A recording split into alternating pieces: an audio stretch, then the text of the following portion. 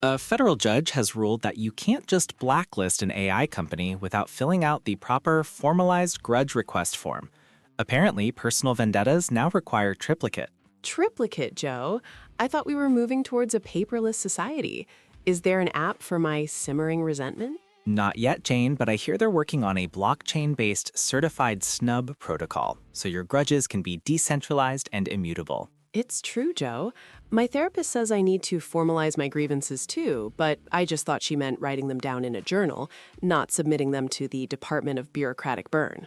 The Department of Bureaucratic Burn sounds like a place where dreams go to die after filling out a 27-page impact statement. Exactly. And you can forget about a casual eye roll.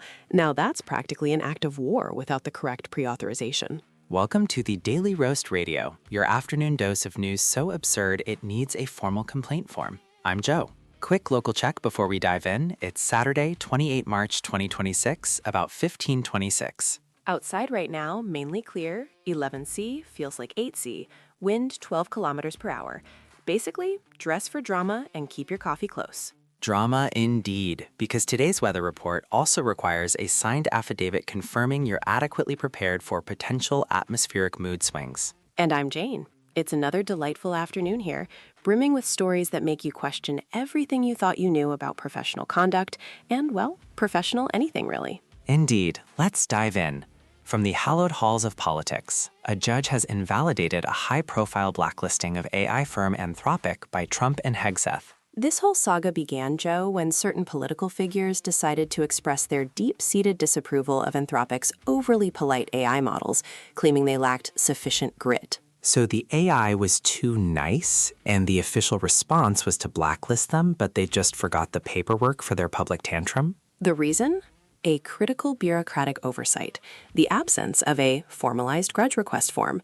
Experts warn this ruling could open the floodgates for informal, highly personal digital vendettas. So my passive-aggressive emoji usage on social media might soon require a state-issued slightly annoyed permit? Very possibly, Joe. The implications are staggering. Imagine, your subtweets could become legally binding declarations of minor discontent. So we're saying that all those strongly worded emails I used to send were just pre-grudge warm-ups? What a waste of emotional labor. A complete waste. You expended valuable emotional energy without the formal recognition of the Department of Bureaucratic Burn. That's practically a federal offense now. Exactly. According to our resident expert, Professor Quentin Quibble, the era of casual contempt is over.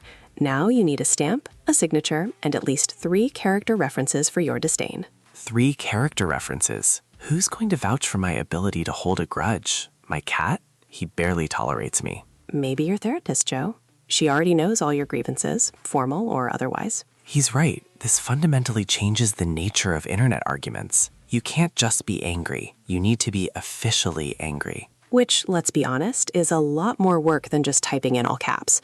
Suddenly, online trolling feels like a job requiring a law degree. Speaking of things that require too much effort, let's pivot to technology, where a long-standing mystery has finally been solved. Next up, in technology news, Apple has discontinued the Mac Pro, citing customer confusion about what a Pro actually does. Customer confusion is one way to put it, Jane. Another might be the slow, agonizing realization that nobody actually needed a computer that cost more than a small car to check Twitter. Indeed. For years, the Mac Pro sat on desks, a gleaming monument to aspiration, rarely fulfilling its true purpose. In a stunning revelation, Apple admitted an internal audit found the machine was primarily used as an expensive space heater and doorstop, rather than for actual professional computing. I knew it. My old Mac Pro was the best doorstop I ever owned, and it doubled as a fantastic foot warmer in winter. Who needs editing 8K video when you have toasty toes? So the Pro in Mac Pro actually stood for professional foot warmer and pretty robust object for doorstopping? We were all so misled. We were. I mean, what was it supposed to do? Render a Pixar movie in real time while simultaneously curing cancer? Most people just wanted to know if they could connect their printer. Industry experts are calling it a triumph of design over utility. I remember back in the newsroom, we once used an old server tower as a doorstop during a particularly chaotic move. It was equally ineffective and just as heavy. See? Apple's just catching up to the real-world applications of pro-grade hardware. A spokesperson confirmed, our users found the term pro implied a level of engagement most people didn't have time for after setting it up. So the real confusion wasn't what the Mac Pro did, but what the user was supposed to do with it once they bought it. It's less a computer, more a lifestyle choice for people with too much disposable income and a cold draft. It's a sad day for aspiring professional doorstop owners everywhere. Perhaps they should file a formalized grudge request with Apple for the deceptive marketing. From professional confusion to professional complaints, let's move on to business, where things are getting a little meta. And now to business, where a shocking internal audit by the UK's competition regulator has revealed that a significant portion of the fake online reviews it was investigating originated from its own disgruntled employees. So the very people tasked with ensuring fair competition and genuine consumer feedback were themselves secretly review bombing their own employer? That's peak irony, Joe. Primarily regarding cold curries and suspiciously low mileage claims. So the Watchdog was watching itself complain about lunch. Not just lunch, Joe. It was a cry for help disguised as consumer fraud. Imagine the sheer audacity.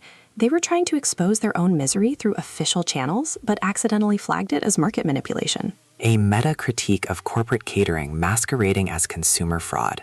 This is why we can't have nice things, Jane. Or warm curries, apparently. One internal memo, helpfully leaked, stated, "The only thing fake about these reviews was our belief they were external.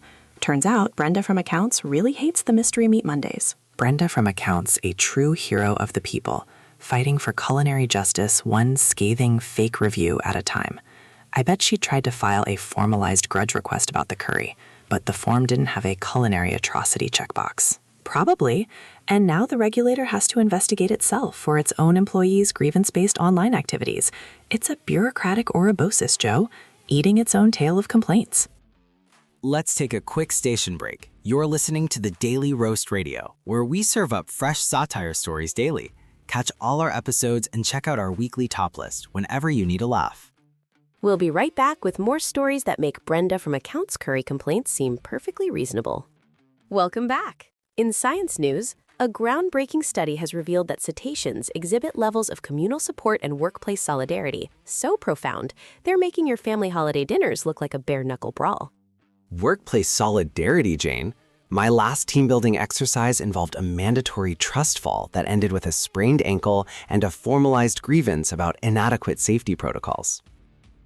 And your corporate retreat feel like an existential crisis, so whales are now officially more socially advanced than us.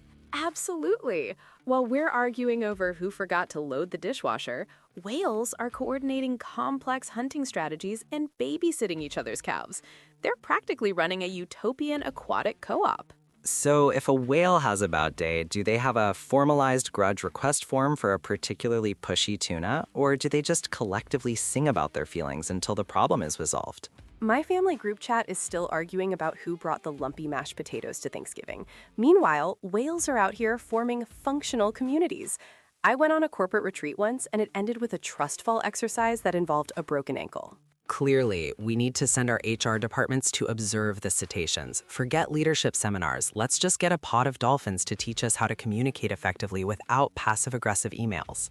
Maybe the whales could teach Brenda from Accounts a thing or two about workplace harmony, though I suspect even a whale pod would struggle with Mystery Meat Mondays. From the depths of the ocean to the culinary battlefield, the entertainment world is reeling from a victory that has shaken the very foundations of gastronomy. And now, the entertainment world is reeling. MasterChef The Professionals crowned Brenda Perkins a self-taught enthusiast whose victory has sent shockwaves through the foundations of formal gastronomic education.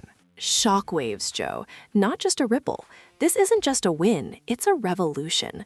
Brenda Perkins, armed with nothing but YouTube tutorials and a lifetime of home cooking, just dethroned the culinary elite, raising serious questions about the ROI of a 40,000-pound diploma. Turns out that expensive training might just be a very fancy oven mitt after all. A very fancy oven mitt that can't even protect you from the burn of Brenda's perfectly seared scallops. What was she making anyway? Something so simple yet so profound it exposed the emperor's new cuisine? Apparently, her signature dish was a deconstructed leftover casserole with a hint of existential dread. The judges called it authentically comforting. Brenda Perkins single-handedly proving that the most important ingredient is raw talent, not a student loan. Culinary schools are now reportedly offering a new course, advanced YouTube tutorials and intuitive seasoning. and how to win against formally trained elites with sheer willpower and a secret ingredient named Mum's Recipe. I bet there are some formally trained chefs filing formalized grudge requests against Brenda right now. From culinary triumphs to national anxieties on ice. Finally, the U.S. government has officially rebranded the Figure Skating World Championships as Operation Glacier Glory, tying the very fabric of American self-esteem to a clean triple axel. Because nothing says national pride like the collective holding of breath while someone attempts to spin 3.5 times in the air on a blade. The pressure must be immense. Following a collective national cringe after the Olympics, citizens are bracing for either catharsis or an unprecedented psychological bailout.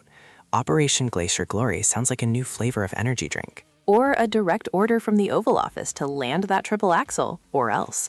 I remember watching a figure skating competition as a kid, and someone fell so hard, their skate blade launched into the crowd. True story. So the fate of the nation rests on a precarious jump and a potentially projectile blade? No pressure, skaters, just your country's entire emotional well-being riding on your sequined shoulders. I hope they have a formalized grudge request form ready for any unfortunate landings, for both the skater and the national psyche. And speaking of journeys, both physical and metaphorical. And finally, from the world stage, the U.S. has confirmed missing Cuba aid boats found safe after diverting for Unforeseen Maritime self-discovery retreat. A self-discovery retreat? So they got lost, but in a very enlightened, spiritually enriching way?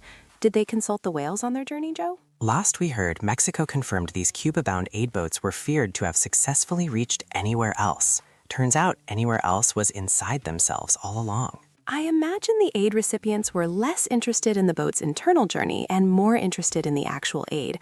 Was it metaphysically upgraded rice? The cargo, we're told, has been metaphysically upgraded. Dr. Maritime Self-Discovery, a leading expert in naval introspection, stated, "Sometimes a ship just needs to find itself before it can deliver aid. It's a journey, not a destination." I can only imagine what metaphysically upgraded means. Did the wheat turn into enlightenment? The medicine into existential peace? Perhaps the aid now comes with a mandatory meditation session and a complimentary journal for recipients to process their feelings about the delayed delivery. I just hope they remembered to file a formalized grudge request for the original destination change. The paperwork alone could spark another self-discovery retreat. Perhaps, and that's our look at the afternoon's headlines. A day of formalized grudges, self-discovering ships, and competitive curries. And professional doorstops, whales with better social skills than humans, and underdog chefs dethroning the culinary elite. Another day, another set of stories that make you go, is this real life or just a very elaborate skit?